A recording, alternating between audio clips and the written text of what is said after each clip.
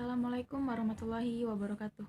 Perkenalkan, saya Tiffany Ausari, NIM 203110197, Prodi D3 Keperawatan Padang, Lokal 1B, akan menjelaskan tentang metabolisme tubuh dan keseimbangan asam basa.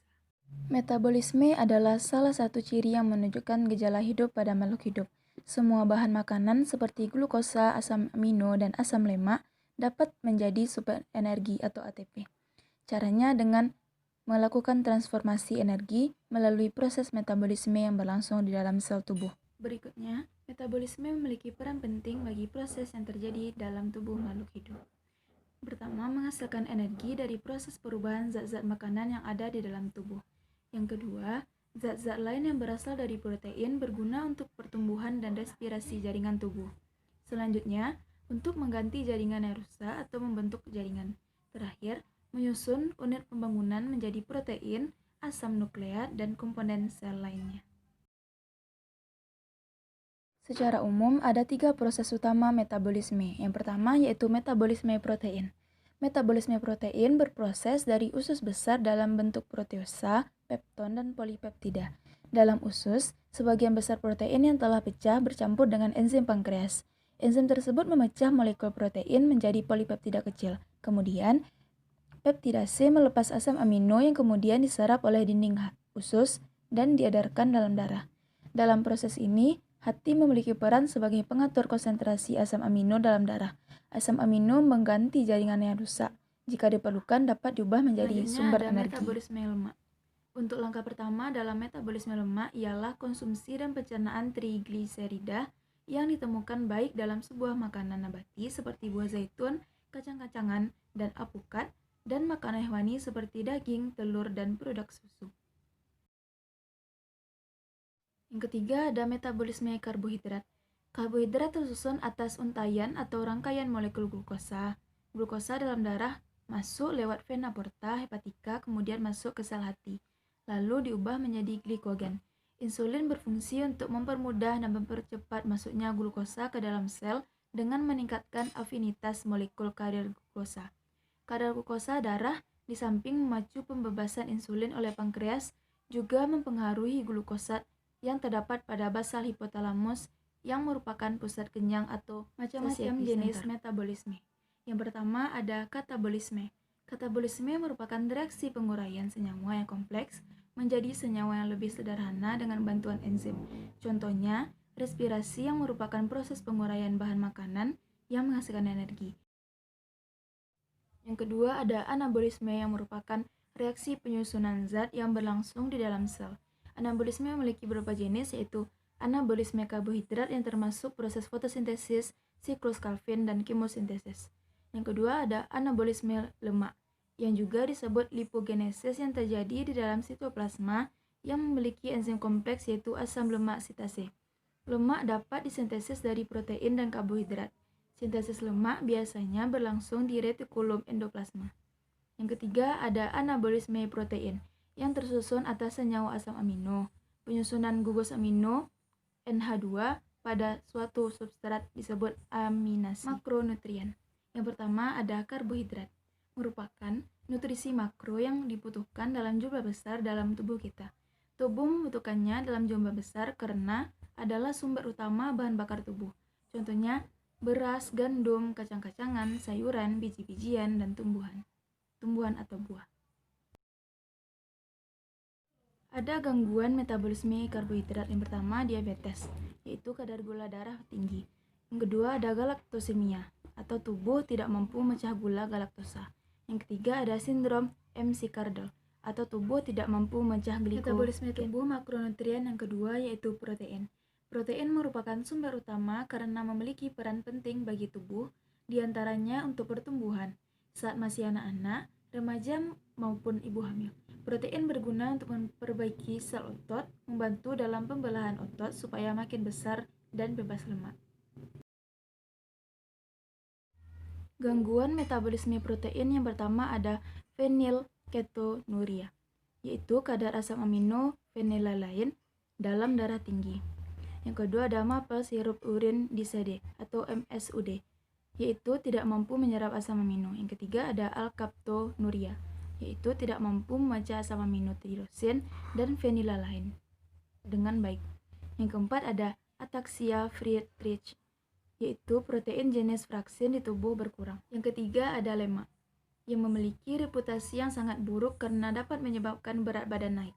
Namun, beberapa lemak esensial yang digunakan tubuh untuk bertahan hidup. Lemak digunakan untuk pertumbuhan badan, energi, dan lemak membantu penyerapan vitamin seperti A, D, E, K.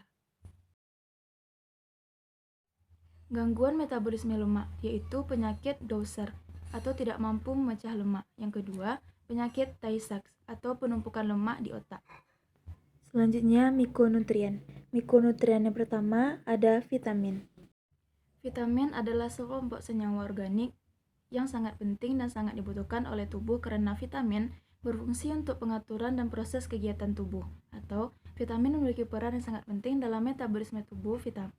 Vitamin tidak dapat dihasilkan oleh tubuh. Selanjutnya, jika kelebihan vitamin A akan meningkatkan risiko tulang menjadi keropos. Selain itu, penelitian menunjukkan bahwa konsumsi vitamin A lebih dari 1,5 mg per hari dapat menyebabkan risiko terjadinya patah tulang. Selanjutnya ada vitamin B. Vitamin B terbagi menjadi B1, B2, B3, B5, B6, B9, dan B12. Jika vitamin ini dikonsumsi secara berlebihan, dapat menimbulkan mual, gangguan hati, kulit kemerahan, dan perih.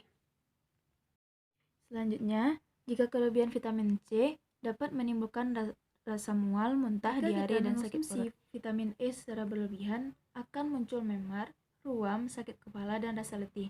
Selain itu, penelitian menunjukkan bahwa kelebihan vitamin ini dapat meningkatkan risiko terjadinya stroke. Selanjutnya, dampak kekurangan vitamin. Kekurangan vitamin B3 atau niacin dapat menimbulkan masalah pada vitamin pencernaan, seperti mual dan kram perut. Selanjutnya, dampak kekurangan vitamin C. Kekurangan asupan vitamin C akan menurunkan kadar kolagen dalam tubuh, kemudian berpotensi menimbulkan berbagai masalah kulit, misalnya kulit kasar dan kering. Penyakit yang disebabkan oleh kekurangan vitamin A, yaitu kerja sistem imun terganggu untuk melawan penyakit. Akibatnya, kita bisa lebih rentan terserang diare, campak, dan infeksi gangguan pernapasan. Dampak kekurangan vitamin D yaitu menyebabkan beragam gangguan seperti rakitis. Kondisi ini akan menyebabkan anak mengalami nyeri pada tulang kaki, nyeri otot, dan kelemahan otot. Selanjutnya, dampak kekurangan vitamin E bisa juga menyebabkan sistem kekebalan tubuh melemah. Bila terjadi dalam jangka panjang, kekurangan vitamin E yang berat dapat menyebabkan gangguan kesehatan meliputi aritma, demensia, dan kebutaan. Mineral adalah senyawa alami yang terbentuk melalui proses geologis. Istilah mineral termasuk tidak hanya bahan komposisi kimia, tetapi juga struktur mineral. Mineral termasuk dalam komposisi unsur murni dan garam sederhana, sampai silikat yang sangat kompleks dalam ribuan bentuk yang kita ketahui. Ilmu yang pelajari mineral adalah mineral. Ada beberapa dampak yang disebabkan oleh kelebihan mineral. Yang pertama, kelebihan natrium dapat mengakibatkan timbulnya keracunan. Jika sudah terlalu parah, maka akan menyebabkan edema dan juga hipertensi. Yang kedua, dampak kelebihan klor, yaitu menyebabkan muntah. Yang ketiga, kelebihan kalsium. Kelebihan kalsium di dalam tubuh maka akan menyebabkan batu ginjal atau gangguan pada ginjal, gangguan absorpsi mineral lainnya, serta menyebabkan konstipasi. Ketika mengalami kekurangan mineral jenis yodium, akan mengalami masalah seperti pembengkakan kelenjar gondok, yang sering terjadi penyakit gondok. Akibat kekurangan mineral selanjutnya yaitu berhubungan dengan tembaga. Kekurangan mineral jenis ini akan mengganggu tulang Anda, utamanya akan mengalami kelainan tulang dan kekurangan darah. Air. Air adalah substansi kimia dengan rumus H2O. Satu molekul air memiliki dua atom hidrogen kovalen terikat pada atom oksigen tunggal. Kekurangan air akan menyebabkan merasa lelah, letih, sulit berkonsentrasi, dan mengalami gangguan visual. Kekurangan yang cukup berat yaitu di atas 10% dari berat badan akan mengalami tekanan darah menurun dan gangguan ginjal akut. Berlebihan minum air justru bisa menyebabkan hiponatremia atau kekurangan natrium dalam darah. Akibatnya, kesadaran bisa menurun dan tubuh terasa lemas. Bahaya kelebihan air juga bisa terjadi pada seseorang yang melakukan olahraga berat. Cairan tubuh mengandung dua jenis substrat terlalu atau zat terlarut, elektrolit dan non-elektrolit.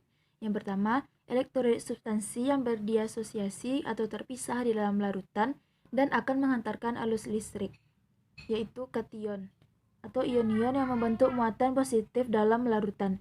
Kation ekstraseluler utama adalah natrium, sedangkan kation intraseluler utama adalah kalium. Selanjutnya ada anion, yaitu ion-ion yang membentuk muatan negatif dalam larutan. Yang kedua ada non-elektrolit, substansi seperti glukosa dan urea yang tidak berdisosiasi dalam larutan. Larutan non-elektrolit lainnya yang secara klinis penting mencakup kreatinin dan bilirubin. Keseimbangan asam basa. Keseimbangan asam basa ditentukan oleh pengaturan buffer, pernafasan, dan ginjal. Yang pertama ada sistem buffer. Sistem buffer membantu mempertahankan keseimbangan asam basa dengan menetralisir kelebihan asam melalui pemindahan atau pelepasan ion hidrogen. Yang kedua, pengaturan pernapasan. Paru-paru membantu mengatur keseimbangan asam basa dengan cara mengeluarkan karbon dioksida. Selanjutnya, pengaturan oleh ginjal. Ginjal mempertahankan keseimbangan asam basa dengan mengeluarkan selektif bikarbonat dan ion hidrogen. Ada juga ketidakseimbangan asam basa. Yang pertama, asidosis respiratori, disebabkan oleh retensi CO2 akibat hipoventilasi. Pembentukan H2CO3 meningkat dan disosiasi asam ini akan meningkatkan konsentrasi ion H. Yang kedua ada alkalosis respiratori, disebabkan oleh kehilangan CO2 yang berlebihan akibat hiperventilasi. Pembentukan H2CO3 menurun sehingga pembentukan ion H menurun. Yang ketiga ada asidosis metabolik. Asidosis yang bukan disebabkan oleh gangguan ventilasi paru, diare akut, diabetes mellitus, olahraga yang terlalu berat, dan asidosis uremia akibat ginjal akan menyebabkan penurunan kadar bikarbonat sehingga kadar ion H bebas meningkat. Yang terakhir ada alkalosis metabolik. Terjadi penurunan kadar ion H dalam plasma karena defisiensi asam non-karbonat. Akibatnya konsentrasi bikarbonat. Baiklah, sekian dari saya. Mohon maaf atas kesalahan. Saya ucapkan terima kasih. Assalamualaikum warahmatullahi wabarakatuh.